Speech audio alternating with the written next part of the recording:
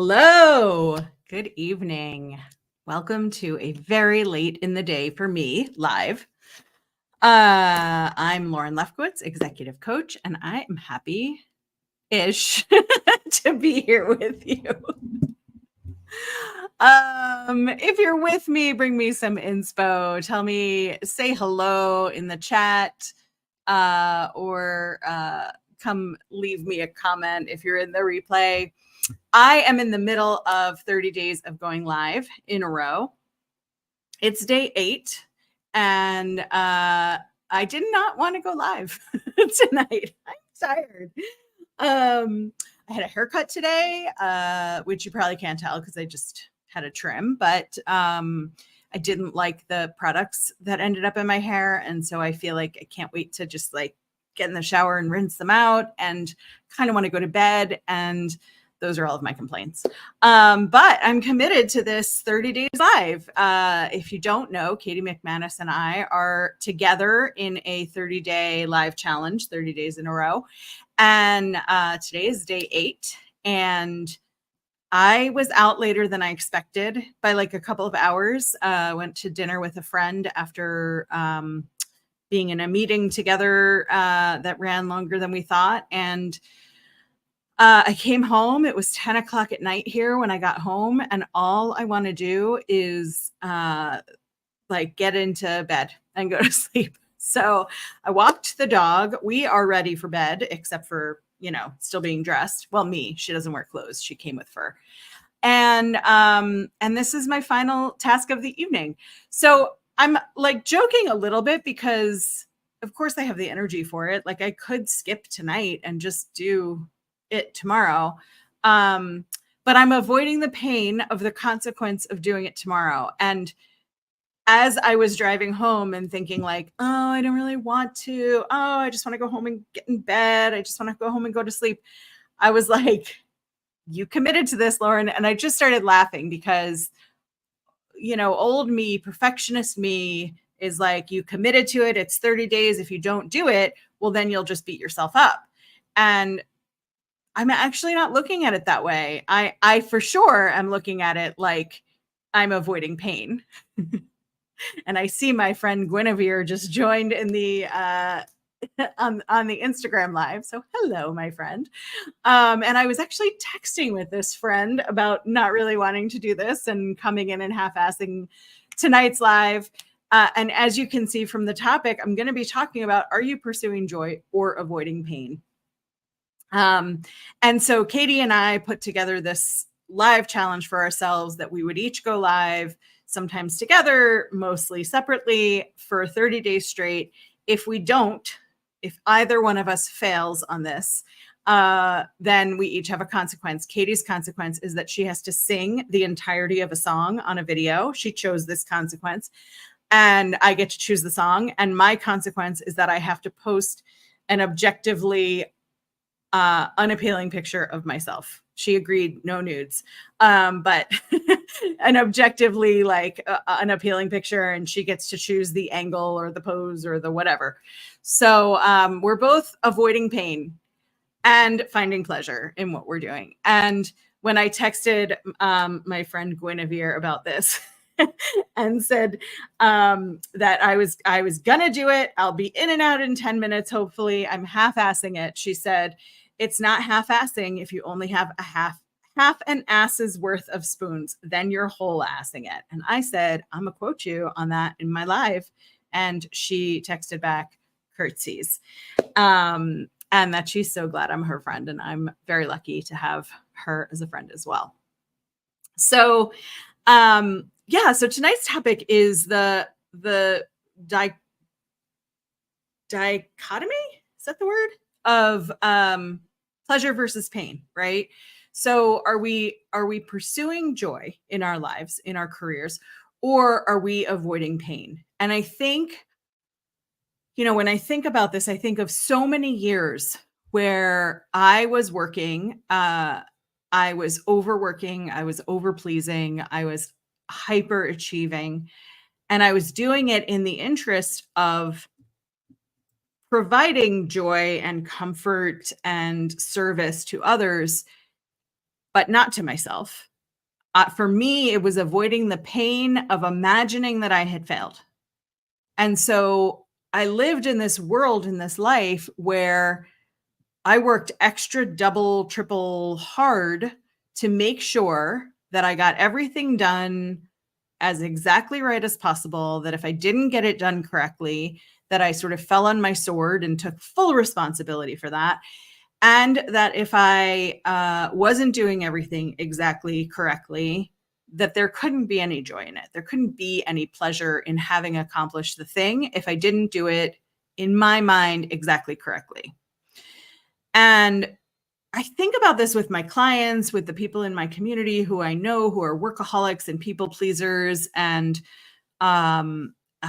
want to get everything right. And we do that in our careers, and we do it at the beginning of our careers. We either train ourselves or we get trained in the art of pleasing the people around us. And it starts out with giving us a dopamine hit and saying to us, hey, you did a good thing. Here's the pat on the back that you need. Do more good things, you'll get more pats on the back. But as we progress in our careers, we get fewer and fewer pats on the back. We have to stand for ourselves. We have to learn self-praise. We have to learn to celebrate the things that we're proud of. We have to learn to be good at being good to ourselves, which is very hard, especially for the pleasers of the world. And we really have to make a conscious effort to do that because it does not come naturally to most of us. And what I find with new clients is that when they come to me, they tell me all of the areas in which they are trying to avoid pain. I'm going to stay in this job because I know what it's like here. The devil I know is better than the devil I don't know. I'm going to stay in this job because they're paying me well, and I don't even think I deserve this much money, so I'm going to stay here. I'm going to stay in this job because I have a VP or an SVP or a CEO title here. I don't think any other place is going to hire me for that. So I'm avoiding the pain of changing things because it is less painful for me to stay in the familiar than it is for me to move into something that could be scarier. So it's less scary for me to feel continuous pain than it is for me to feel joy, maybe, right? If I know what the pain is, then I know how to deal with it. I know how to live with it. I know how it's going to come up again, right? Where we get really comfortable, really familiar in repetition. So if we know that our boss is toxic, but we know it, and we've learned ways around it, we've learned how to appease our boss, then hey, Lauren, you're okay. You're not late. I just got here, so you're just in time, Lauren. But we learn to appease other people, and we learn to put ourselves in a position where we do good so that we avoid pain. We do it all the way up to the executive level. And Liz is here. Hey, Liz. We do it all the way to the executive level, and we do it in a way that almost exclusively focuses on pleasure, joy for other people. And then we get tired of it. There is a point at which we get super tired of it. We don't want to be just people pleasing all around anymore. We don't want to be putting ourselves in a position where nothing makes us happy. We're just trying to avoid further unhappiness at work in our jobs. And it's exhausting. And this is the point at which a lot of people come to work with me because they realize they've gotten themselves into this cycle where it's just too hard. They're so tired. They're so burned out. They're so exhausted of working so hard to please people. And those people who they have been people pleasing to have continued expectations. And they themselves have continued expectations of like heightening and up-leveling their people pleasing and their performance and their high achieving and their workaholism and all of that. And we get into this tailspin where we forget that we're allowed to pursue joy ourselves. So when I start working with clients, most of the time, we have to first untangle all of the things that are causing pain, all of the no boundary setting, never saying no, never taking a vacation that's actually a vacation, uh, taking on the things that your team doesn't do because somebody's got to do it. And if nobody else is going to do it, it's going to be you because it always is you because you always clean up the messes. And if anybody knows what I'm talking about, it is my friend Lauren Howard who knows what I'm talking about. And she and I have both lived this life where we have just continued and continued and continued to do the work above and beyond what's expected of us, above and beyond what a normal person should be able to do. And then we get really tired and really resentful. And so typically when a new client comes to me, they are at that point of tired, resentful, I can't do it anymore. And also, I don't know any differently. And it's really humbling, I think, to admit that out loud. A lot of the time when I talk to a new person and they're thinking about enrolling in coaching, the first thing that they do is they tell me what's going on. The second thing they do is get a little bit teary or like full on cry because they haven't said this stuff out loud to anybody. And if they have said it out loud to anybody, they've gotten more commiseration than understanding. And that is exhausting to get like, yeah, that's just the way it is. And to be in a Zoom room with me and be able to hear that it's normal, that I've heard it before, that I've lived it before, and that there are things we can do about it.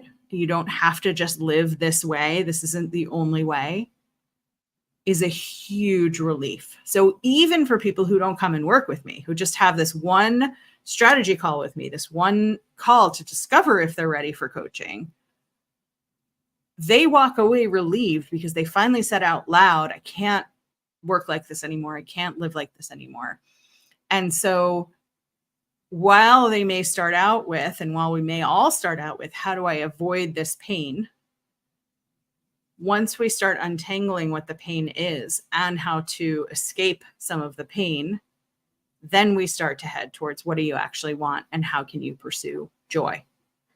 And that's what I try to do in my life now. And so when I thought about tonight's live at 10:30 at night and thought about the topic that I wanted to talk about and whether I wanted to do this or whether I wanted to take the consequence of not doing all 30 days and having to post a photo of myself of Katie McManus's choice, I laughed because the way we set this up was in the pursuit of joy. I was going through the pain of not motivating myself or not, following through on going live as often as I would like. I would not like to go live 30 days in a row for every 30 days for the rest of my life, but I needed a kickstart kind of habit build. And so did Katie. And so we've challenged each other to do this. And yes, the initial thought tonight was like, oh, I'm going to go live because I don't want the pain of having to post an unflattering photo of myself. But then I laughed because we chose our own consequences so that we could have fun with this. And so ultimately this live is the pursuit of joy and not the avoidance of pain, a little bit the avoidance of pain, but it can be both. They can both exist. So short one tonight, I am going to leave you with that. But if this is resonating with you, and if you are thinking about whether working with an executive coach might be for you, and whether shifting from avoiding pain or making something like the least bad it could be, which is what a lot of us get into in our workaholic people pleasing career / life pursuits, it might be time for you to just talk to me about whether you're ready to participate in a coaching partnership. It's a big step and it's a big deal. And I try to make it really easy to talk to me about it. I am a very low pressure situation to talk to. But I will talk to you about what I think is possible for you and where I see you and where I see opportunity for you to actually be enjoying your career again or enjoying your career for the first time, which, I talk to a lot of people who are 10, 15, 20, 30 years into their career, and all they want to do is enjoy it, and they haven't figured it out yet. And that's okay. Have an amazing night. Thank you for being with me. Thanks for joining so late in the evening. And I'll be back tomorrow for day 9 of 30. Let me know if you have a specific topic you want to hear about, and have a great night. Bye.